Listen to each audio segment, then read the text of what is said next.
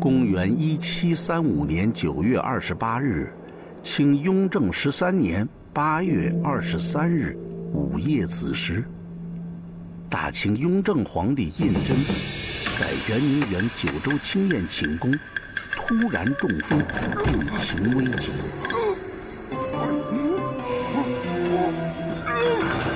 起轿，起轿！快点，快点！快！哎呀，快点，快点！快！快点走！皇上龙驭宾天了！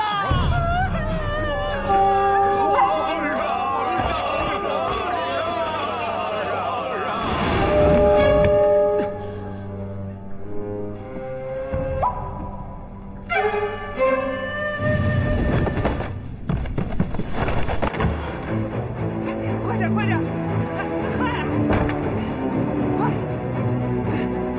这边，来！到了！快，就是这儿，就在正大光明匾后边。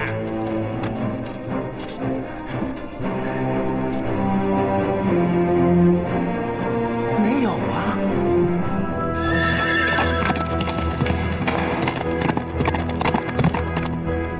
取来了。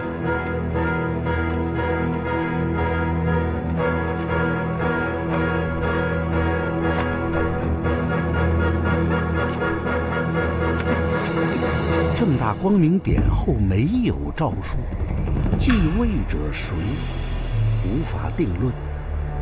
李亲王弘皙是康熙皇帝嫡亲长孙，有血统优势。但是雍正皇帝生前曾特别说过，宝亲王弘历之子永琏有虎脸之气，将来应当继承大统当皇帝。何况宝亲王弘历有实力优势，决定的因素还是实力。协议最终达成，宝亲王弘历继位，但是却留了个尾巴。如果宝亲王之子永琏在成年之前因健康等原因死亡，弘历则于1年之内禅让皇位与弘皙，见证人是各位王公大臣。弘历登基，改国号乾隆，是为大清乾隆皇帝。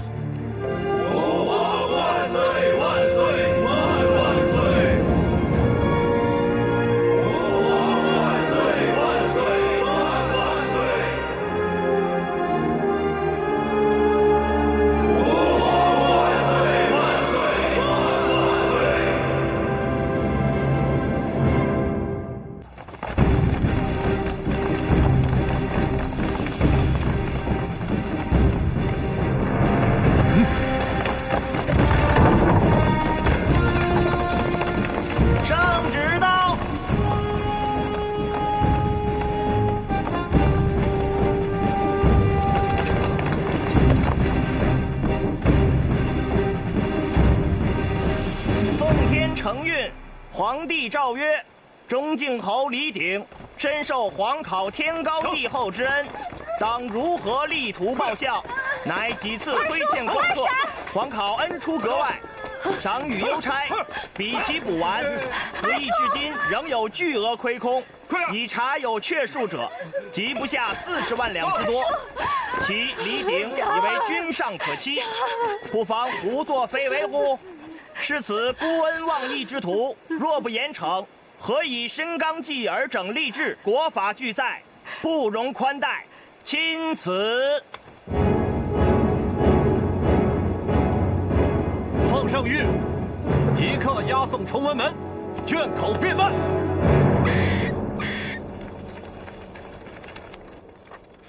父亲，皇上为何要这样做？圣心难测呀。那会抄家吗？会抓人吗？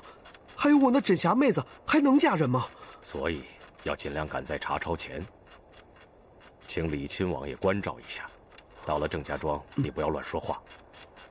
王爷那边，我跟他说，你只要去见琛贝了，他不是你的拜把子兄弟吗？要去枕匣的是他。这也怪了，咱们都已经知道了，难道琛贝了他会不知道？这个倒也难说。查抄李家的诏谕，是皇上下的给大理寺。赵氏妃是大理寺的堂官，我与他毕竟有恩，所以他先偷偷告诉了我。没有这层关系，郑家庄那些耳目恐怕也没有那么灵聪。父亲，这赵氏妃可靠不住啊！谁说我会靠他？我还用得着靠他吗？可你要知道，咱们这种中鼎之家，官场上一定要有人脉，那是很要紧的。这，老爷，抄家了！啊！你看清楚了吗？我看清楚了。你赶紧回去告诉莲儿奶奶，要悄悄的，千万不要让老祖宗知道。是，知道了。父亲，这该如何是好啊？慌什么？沉住气，天还没有塌下来呢。记住，咱们爷儿俩要千方百计的把这件事做好，不然老祖宗知道了，急也急死了。哎，什么事儿？老爷让我告诉您，厉家被抄了。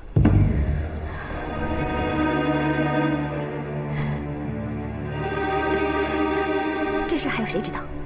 除了二奶奶，就只有老爷和秦二爷知道。告诉底下的人，都给我听好了，要是敢从嘴巴里传出一丝风声，小心我撕了你们的皮！是。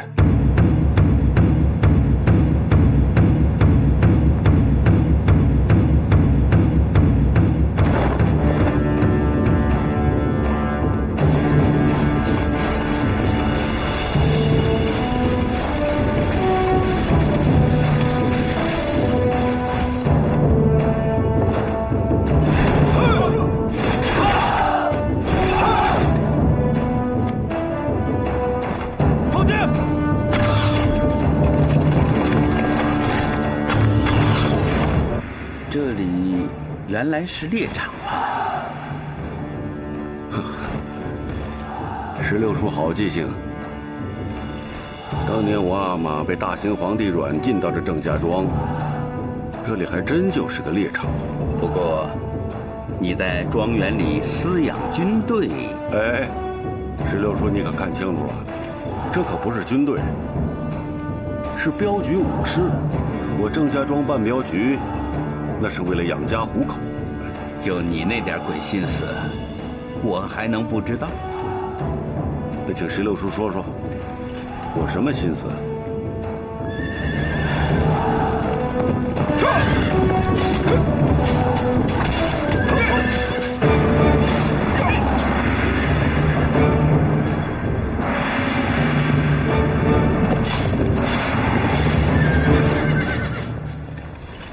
洪熙啊，我看你就认命算了。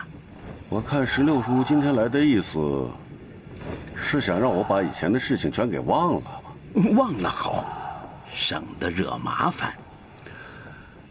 当上皇帝了，自然是怕麻烦了。可我还没当呢，我不怕麻烦。你还是死了这条心吧。好。若是老天爷果真这么偏向他，我认命。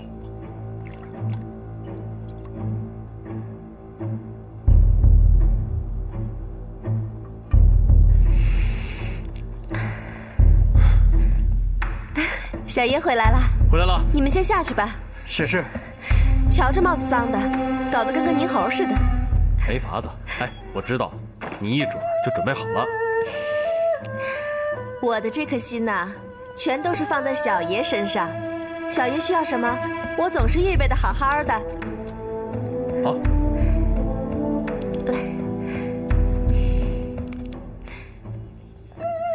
我知道，你有话要跟我说。那边家都抄了，话已经不用多说了。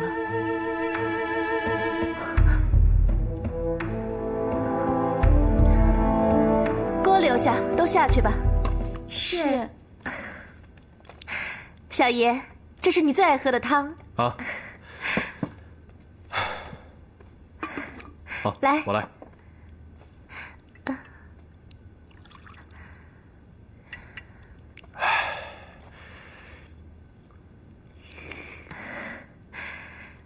其实小爷的心思我懂，小爷原本就不想娶那个李家的枕霞姑娘，当初原是王爷偏要结这门亲事。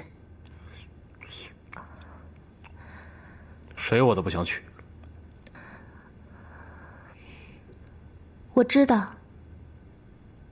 你说的也包括我。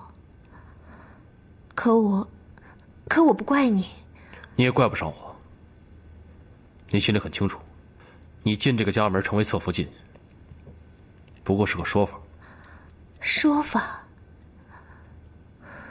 这都1年多了，你还是这么想的吗？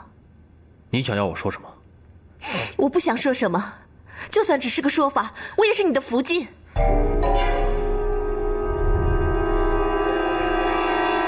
侧福晋？你好，我是你的侧福晋。可是原本要成为你的嫡福晋的那个枕霞姑娘，她的家被抄了，是皇上亲自御命查抄的。你知道这意味着什么？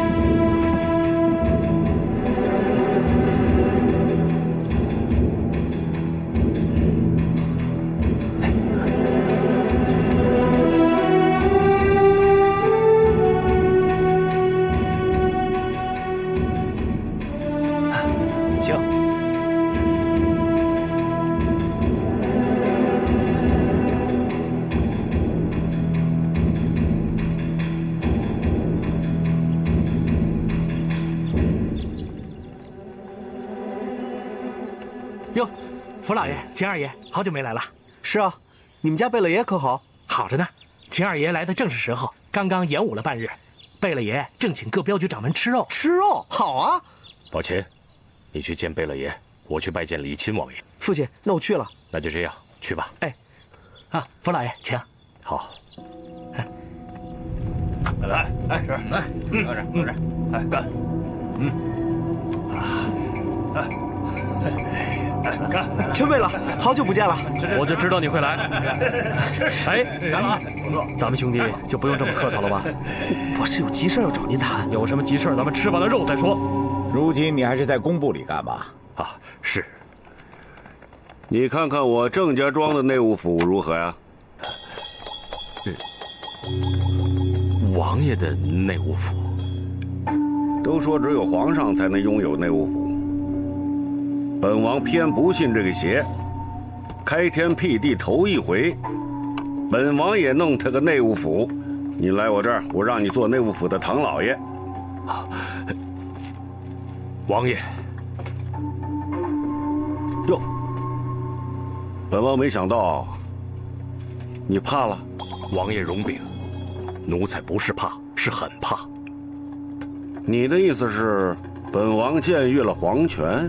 奴才不敢这样说，但王爷方才所命，奴才不敢与闻。我知道你是个老实人，凡事不敢僭越。可是现在老实人吃亏呀。论你的才干，本应该当上螳螂中、内务府掌要的。我跟你说，我让你做我内务府的唐老爷，不是因为你我有什么私疑，没有啊。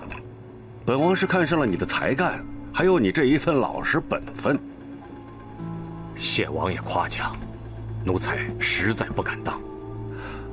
我知道你还是怕呀。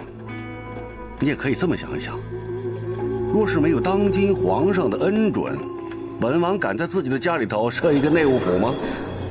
啊，这是皇上恩准的，你说呢？奴才不敢妄自揣度。那就只好请你自己去打听打听喽。你生了个让皇上宠幸无比的皇贵妃，打听这点事情应该不难吧？啊，请起。多谢王爷，奴才不敢当。赵大人到我府上来，想必是有要事吧？啊，王爷明鉴。一切都逃不过王爷的法眼，是为李家之事。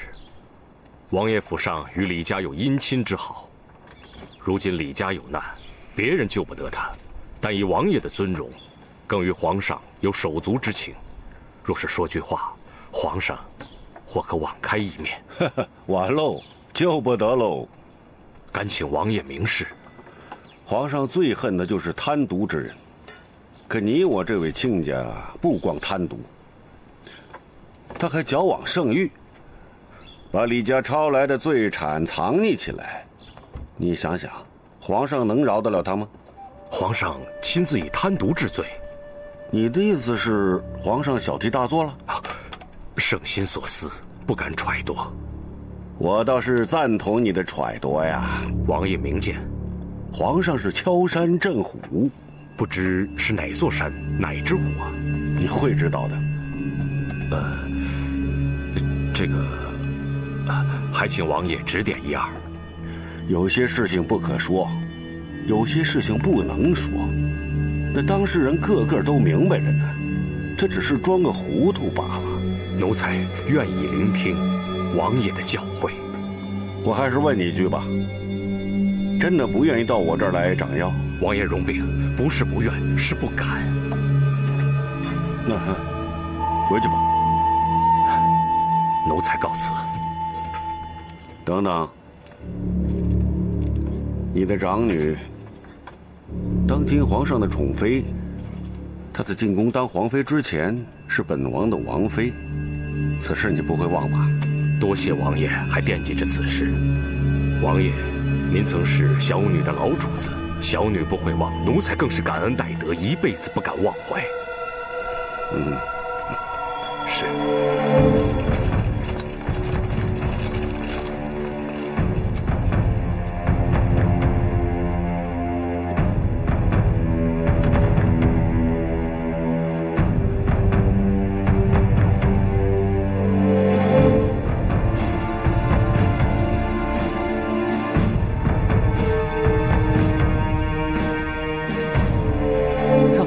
侧福晋好。哟，侧福晋，您来了。不是你派人到王府里传话，说我们家小爷要的那套宋版的《后汉书》来了？是。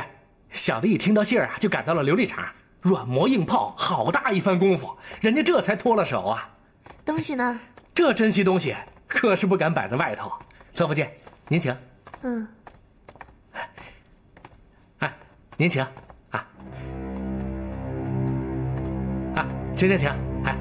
好。有要紧情况？有几个事儿需要你立即禀奏皇上。说吧。皇上圣谕查抄李府，赵府的赵府大人和他那个贤玉生的儿子今天到了李王府，求王爷为李家说情。王爷怎么说？王爷把赵大人领到王府里的一处新建宅子，说那是王府里设置的内务府，请赵大人出任内务府的掌药郎中。王爷在王府建内务府，如此僭越，他怎么敢？可王爷确实是这么说的。那赵大人可答应了？赵大人不敢。如此，在王爷眼里，赵大人这是不识抬举，所以王爷才说出了一句很不简单的话。什么话？他说：“赵大人，你的长女，当今皇上的宠妃，在进宫当皇妃之前，曾是本王的王妃，此事你不会忘了。这不是什么秘密啊。那王爷为什么要再次在赵大人面前强调此事呢？王爷的话里有弦外之音。我也是想了又想，才想出了一种可能性。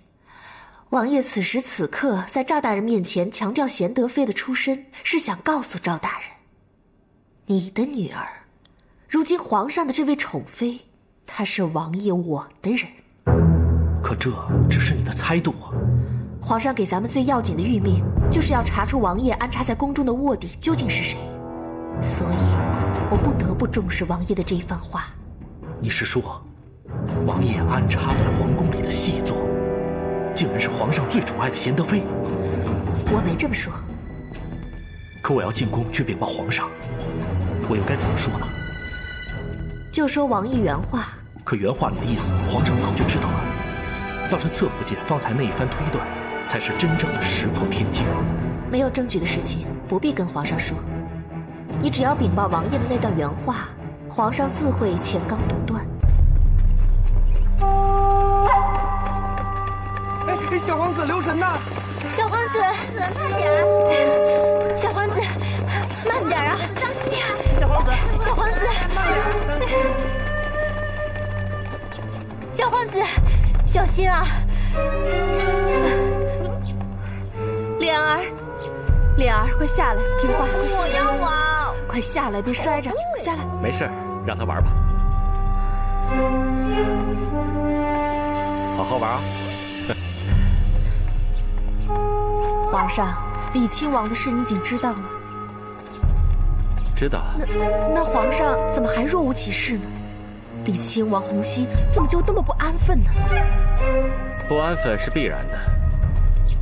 先皇驾崩的那一年，给他留下了念想，他熬了3年，快熬不住了。所以说，意料之外，倒在情理之中。再说，朕早就准备着他会有这一天。可他那是妄想，咱们永脸还那么小，活蹦乱跳的，他那不是妄想是什么？树欲静而风不止，他既然在那儿不安分，就说明他必会有动作。虽然现在还搞不清他的动作如何做，但可以肯定，他那么一把年纪了，不会只是白日做梦。那他的动作不会对着我们永脸吧？倒让你说准了，他要有动作，一定冲着永脸。脸儿，脸儿，快过来！我玩了，快过来！别那么见风就是雨的大呼小叫。你看看这周围，明里暗里的都是岗哨，此刻一定要沉得住气，要不显山不显水。能动就让他动起来，才知道从哪儿下手。有病就得让他发出来，看见瘤子了才好割，否则他要再装上个10年8年的平静，你既不能不防，又不知道从哪儿下手，那不是太累了？那你就那么有把握能抓得住他的脉？可惜啊，一半一半，脉象是看出来了，瘤子从哪儿发出来还不知道。当这个皇上，累呀。真是的，一下出去的棋子，他们怎么就那么不着急呢？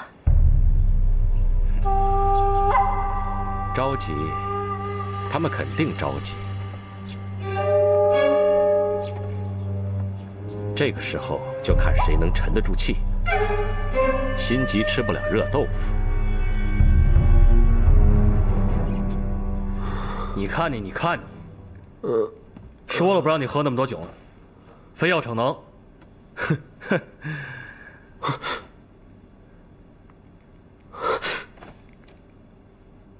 你误了大事儿了，钱二爷，你可别吓唬我，你能有什么大事啊？哎呀，你媳妇儿，什么？你媳妇儿她老子家，也就是李家，被皇上给查抄了。啊，这个事情我知道。哎呀！你知道还拉着我在这吃肉，还不赶紧去救他们！我说你到底是怎么回事啊？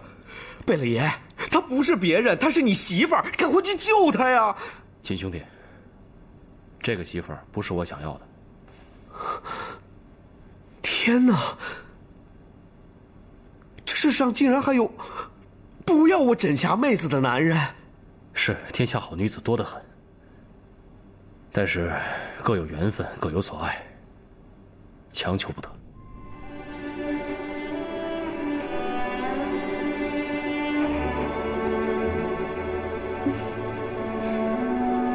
齐玉姐，我又来叨扰你了。我知道你会来，没想到你还真是能掐会算，怪不得枕霞妹子过门的时辰，老祖宗要你伏击定夺。没想到你也俗，信这个。这过门算计日子的时辰，不过讨个吉利罢了。到时候，我只要说那个时辰是吉祥的，也就算是掐算得准了。这趋利避害原是人的本性，但凡致送吉祥，大家都会欢喜。你这一大套才真是俗呢。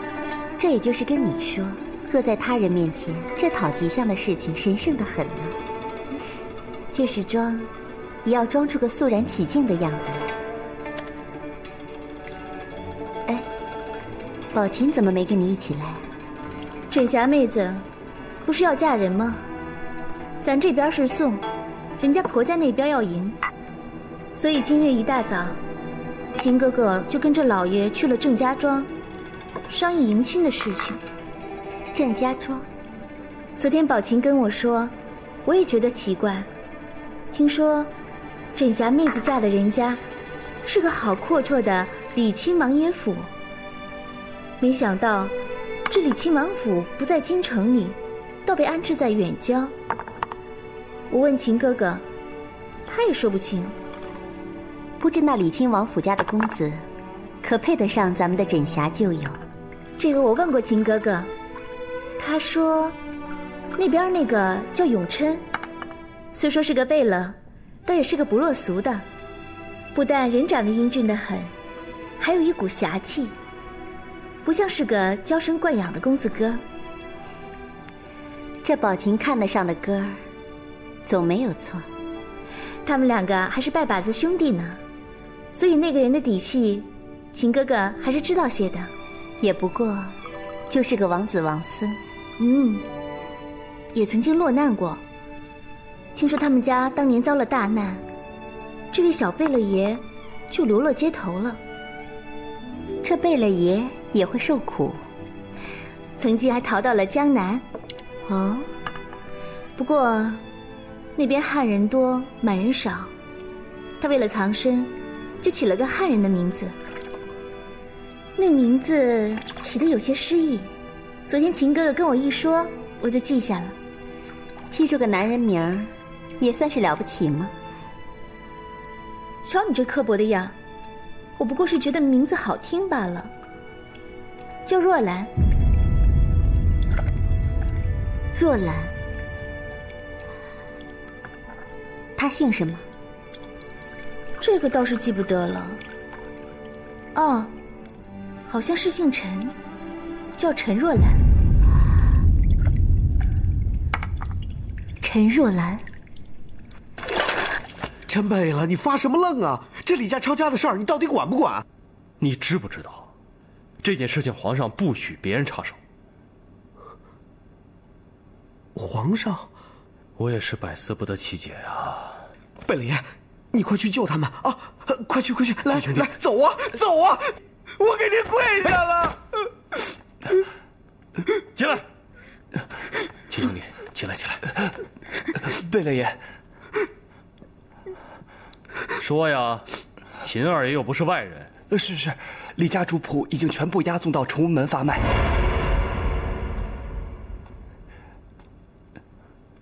已经卖了？禀秦二爷，是正在卖。下去。是。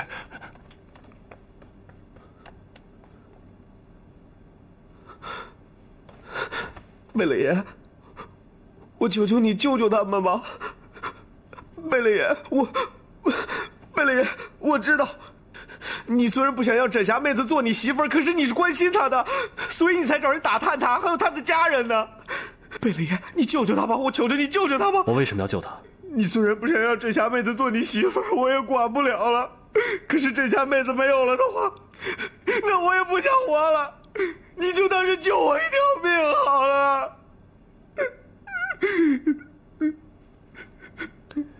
成，备马。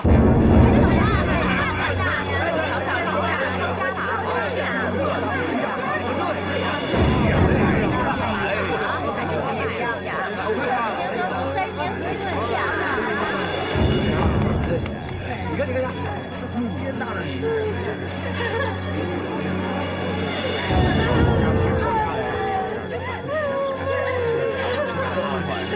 大人，皇上对钟敬侯家族下手够狠的呀！好吧，我不走，我不走！哎，老子花钱买了你，你就是老子的人了。老子让你怎么着，你就得怎么着。老爷，老爷，我求求你，你放了我好吗？你以为老子吃饱了撑的？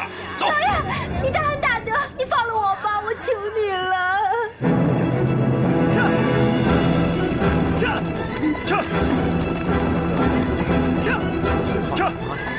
这下妹子！哎，哥哥！哎，哥哥救我呀！哎，哥哥救我呀！这下妹子！这下妹子！哎，哥哥救我！哎呀，摔着没有？没事。宝琴，这家姑娘。哎，放手！放手！你敢跟我抢人啊？老子明码标价买的人，你也敢抢？你不要命了你！你看，怎么？干什么？怎么着？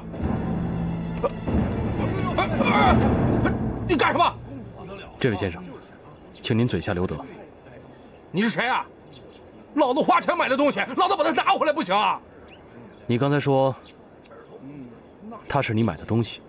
既然有价，那自然是件东西了。看来有些人的确不是东西。哎，你怎么骂人呢你？你怎么骂人呢？哼，好，我不跟你争，我拿回我买的东西，你一边去。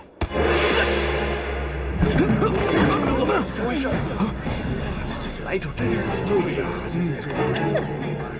哎，我说，这李家的圈口确是这位大爷买下来的，这不是私人买卖，是官家合理合法的圈口买卖。人家既然给了钱，这个圈口就是人家的人了。多少钱买的？500两银子。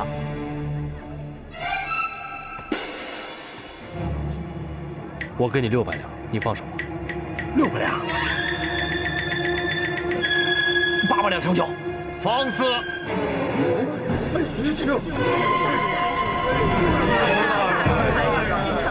京堂大人在此，还不跪下！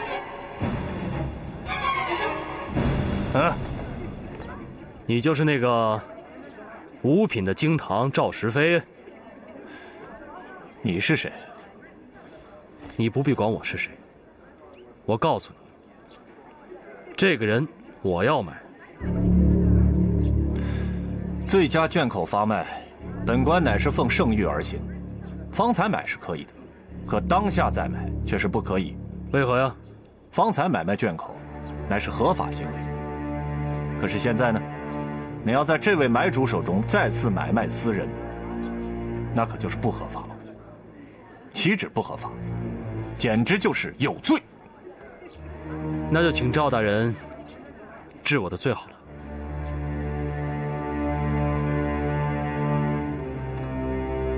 起来吧。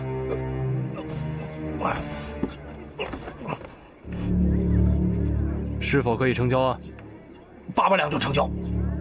800两可以，可是我告诉你，这银子你要同我回家里去拿。你没钱啊？你没钱，你买什么人？不是没钱，是我今天出门太急，没带钱。不卖，老子不卖了。钱来了！让一下，800两，钱二爷正好是800两。哎呀，快去啊！是啊，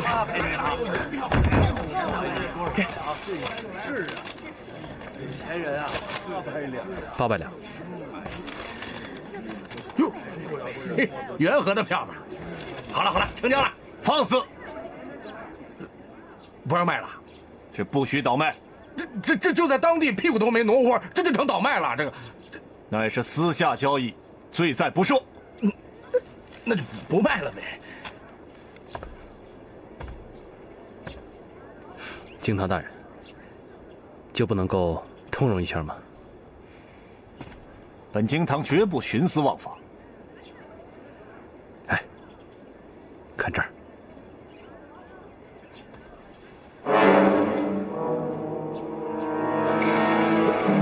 真是，哎，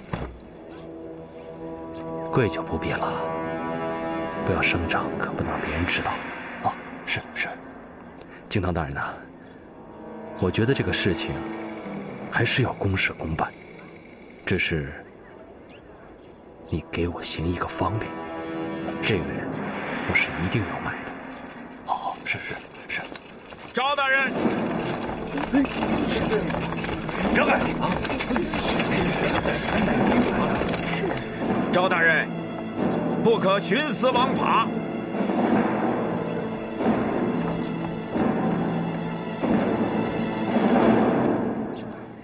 奉王爷敕命，李家姑娘不可赎。为何呀？赵大人，刚才这位罪妇，别人已经买下。若是大人再允许她转卖别人，那就是许她私相授受。我说赵大人，您这乌纱帽不想要了？大管家，你谁呀？赵大人，此人只是我府上的一个管家，可他管不着我。小爷容禀，原本我是不管小爷的事儿的，也不敢管小爷的事儿。可是今日奴才是奉了王爷的敕命，不管也得管。请小爷明鉴。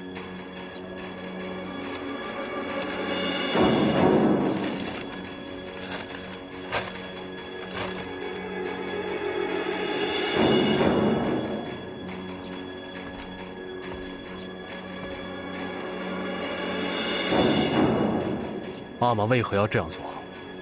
王爷自有王爷的道理，若是小爷有不明之处，还请回府亲自去问王爷。至于方才的事，赵大人，还是请给王爷一个面子。哎，不敢，是王爷给卑职面子，还请禀告王爷，卑职一切照王爷的吩咐去做。那是自然了。哎，你既是买了李家的那位罪妇，还不赶紧走？可这位买主，他出了800两银子。放肆！若你再私下交易，本官就把你抓起来。滚！走，还是那一家。走，别碰我！你快干什么？你干什么呀？放开！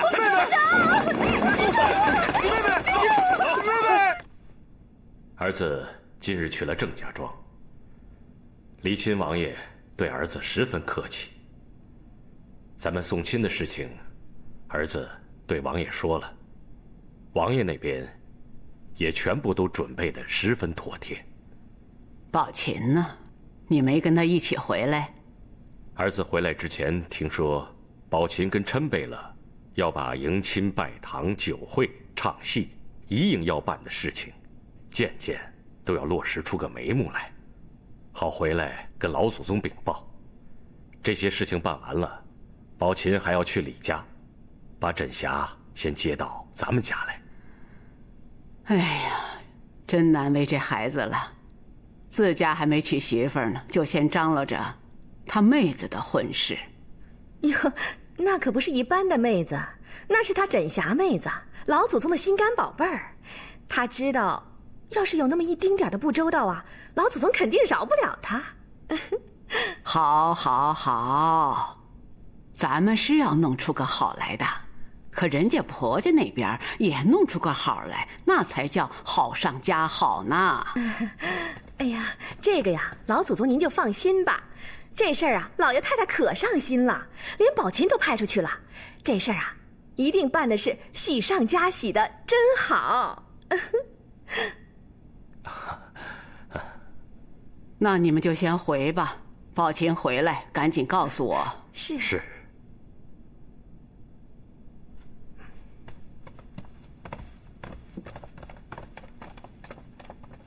你没看出来他们在瞒哄我吗？哪能啊？他们瞒哄谁也不敢瞒哄您的。我知道，出事儿了。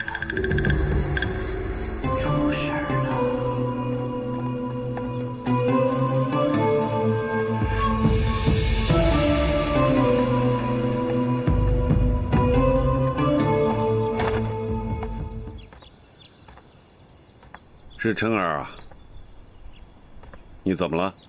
你为何要这样做？